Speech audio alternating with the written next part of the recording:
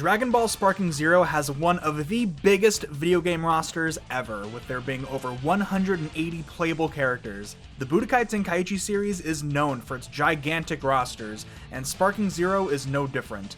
But there can be more. Dragon Ball has built an extensive group of characters over the years, and while the majority of notable characters are here, there are some that feel like they have been snubbed for one reason or another. So here are my top 10 missing characters that I want to see added in Dragon Ball Sparking Zero. Number 10. Chi-Chi.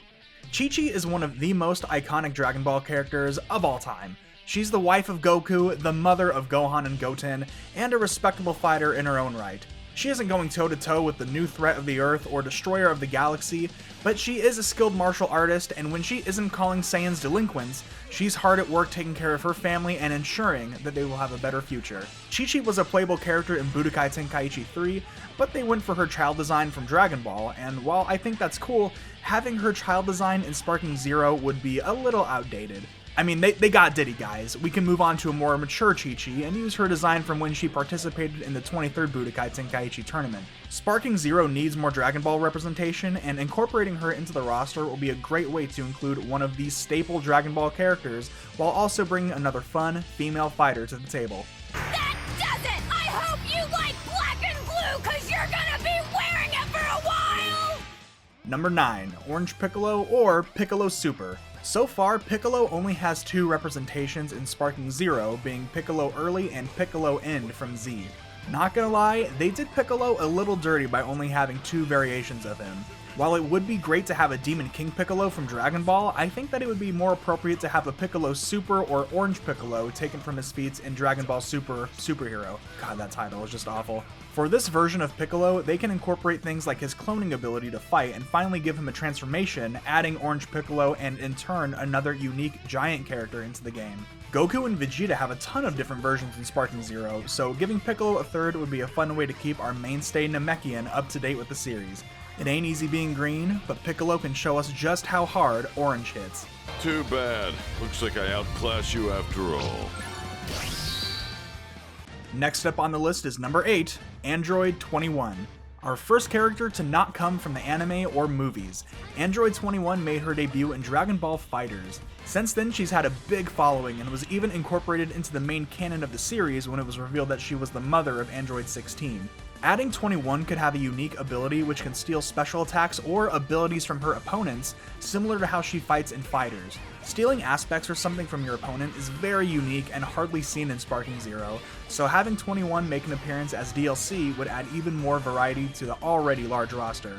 She may be a newer character on the list, but her addition to Sparking Zero would make the game feel more complete. It's your fault for challenging me! Android 21! Win! For number 7, we have Legic. Dragon Ball GT added many new characters into the series. Some good, some bad, but the character that stood out to me the most was Legic, who fights Goku somewhat early on in their adventures. Much like Hit, he is a mercenary for hire and isn't necessarily a villain. His unique design alone is enough for me to want to see him added, but once you consider that he dual-wields swords and can freaking materialize other weapons out of thin air, he becomes one of my most wanted characters. Legic was so freaking cool and was one of the best things that came out of GT. His fighting style is very unique, and maybe he can have a skill where he creates one of those weapons for him to fight with. Honestly, it's surprising to see how little other games and stuff that he's in, and he has to be one of the Dragon Ball characters with the least amount of recurring appearances. With that being said, Sparking Zero is the perfect game for Legic to make his series debut, and would be another great newcomer for Budokai Tenkaichi while also bolstering the GT representation. Mark my words. Next time I will be victorious. Oh yeah, we'll see about that, Legic. Number 6, Jocko the Galactic Patrolman. Now, I might be in the minority here, but I was actually pretty surprised that he wasn't in the game and didn't make an appearance. Jocko is a recurring character in Dragon Ball Super who actually has some plot significance associated with him. He's present in every saga and usually accompanies the main characters whenever they have to attend to matters outside of Earth. He's more relevant than characters like Yamcha and Chaozu nowadays anyway.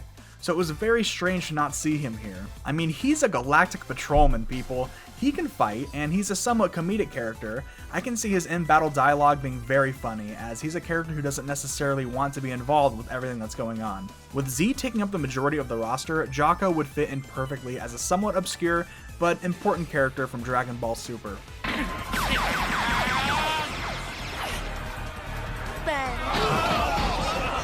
Number 5, Fasha. Sparking Zero is full of high-spirited Saiyan warriors, so to add another one may seem a little repetitive, but they gotta put a little bit of respect on it. Fasha was one of Bardock's squad mates in the Father of Goku special, and was the first ever female Saiyan shown, at least I'm pretty sure she was. I love Fasha's raspy voice and design, and her special moves from Budokai Tenkaichi 3 were brutal and awesome to see. She was portrayed as a strong Saiyan warrior and a loyal comrade to Bardock, which is why I want to see her return in Sparking Zero. And please give her the ability to turn into a Great Ape. All of the Saiyan warriors need that actually. However, as it stands, just having the first female Saiyan return would be a warm welcome.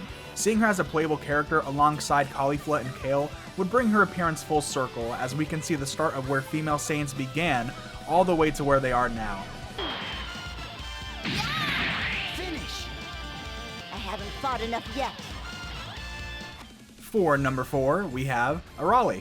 Arale is an interesting character. While she does make several appearances in the Dragon Ball anime, she's actually from one of Akira Toriyama's other mangas, Dr. Slump, so this would make her the first guest character in the game. She's always been portrayed as a gag character, being unfathomably strong and even beating Vegeta, the prince of all Saiyans, with ease. Adding her would also be a great opportunity to add the Penguin Village as a stage, which I just loved playing on as a kid in the older games. While Mr. Satan fills a role as a gag or joke character, Arale would be a fantastic example of how a joke character can actually whoop some ass. Losing to Mr. Satan might be humiliating, but it might be worse seeing the likes of Beerus and Whis being beaten by a little girl. Arale was also playable in Budokai Tenkaichi 3, so she already has some skin in the game and a moveset that the developers can pull from if they were to add her, which I really hope they do.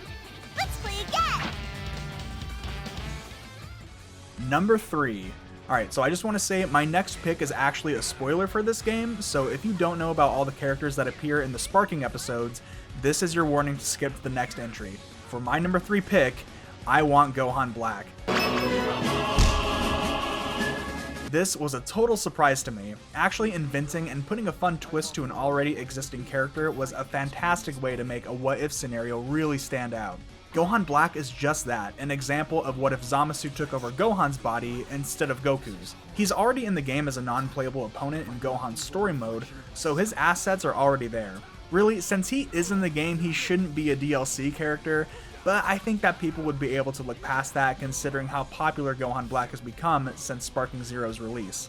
Also, adding him would mean that he would be the first and really only original character to come from Sparking Zero. I mean, they have him, they might as well use him. Let's freaking get Gohan Black into this roster. I can't begin to guess who or what you are, but my gut tells me you're the worst enemy I've faced yet. Oh, is that what you think? Fine then. For my number 2 pick, I have Pikkon. For all the characters that were being speculated on if they would be in Sparking Zero, Pikkon is the one that seemed like the most obvious that would appear. But to me and many others' surprise, he was nowhere to be found. Pikkon first appeared in the Dragon Ball Z anime and later went on to fight beside Goku in the Fusion Reborn movie, but in recent years he hasn't really made any other appearances. I'm looking at you, fighters. Having Pikkon fight with his signature moves like Hyper Tornado and Thunder Flash Attack would look so good with Sparking Zero's graphics. It really does feel odd that he was left out. My only thought is that his exclusion was totally intentional because having him be tied to a DLC would be a surefire way for the developers to sell it. However, of all the characters that aren't here, I do think that Pikkon is the most likely to appear. It may not be right away, but he definitely will be added down the line. So for now, all we can do is wait. I'll keep training and beat you at the very next chance. Great. Hey, thanks for fighting with me. Alright, we're nearing the end of the list, but before we get into the number 1, I wanted to go over some honorable mentions. First up is Olibu, the Hercules-looking guy from the Otherworld tournament. He's actually from the same couple of episodes that Pikkon is in too. I always wanted to see him playable because of his Greek-inspired appearance. Another honorable mention I have is Champa, the god of destruction from the Universe 6 and Beerus' brother. I really enjoyed watching their squabbles and competitiveness in the anime, so having him be playable would be really cool. Alright, and finally, we have Bacterian from the first tournament that Goku participated in as a child. Not gonna lie, he'd be pretty gross, but I'm a Smash player, so I know what it's like to face off against a smelly opponent. I also have a dishonorable mention, Super 17. I refuse to elaborate. Alright, now it's time for my number 1, Mercenary Tao. When thinking about major Dragon Ball villains from the series, several characters may come to mind. Frieza, Cell, Jiren, all are major foes that Goku and the gang have had to face. People may forget, however, that the first real threat that Goku faced was Mercenary Tao and the Red Ribbon Army. Tao is iconic with his pink outfit, calm and menacing nature, and his preferred mode of transportation that can be used as part of his moveset and part of his intro. They could even expand upon his appearance and include Cyborg Tao as a separate character just like how he was in the older games, but honestly his base appearance would be more than enough. Adding him would also give some great interactions with Tien and Chaozu, as he is their former master's brother. He even has moves like the Dodon Ray, which often gets overlooked when thinking of absolute classic Dragon Ball moves. Indeed, Mercenary Tao's reputation precedes him, and when thinking of iconic Dragon Ball villains, Tao Pai Pai cannot be excluded and deserves a spot on the grand roster of Sparking Zero.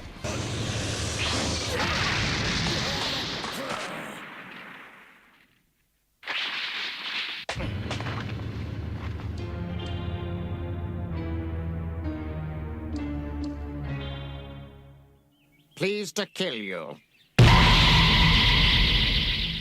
So that is the list. Did I miss anybody? Let me know your top 10 or what characters you guys think are missing from Sparking Zero. I'd love to see what everyone has to say.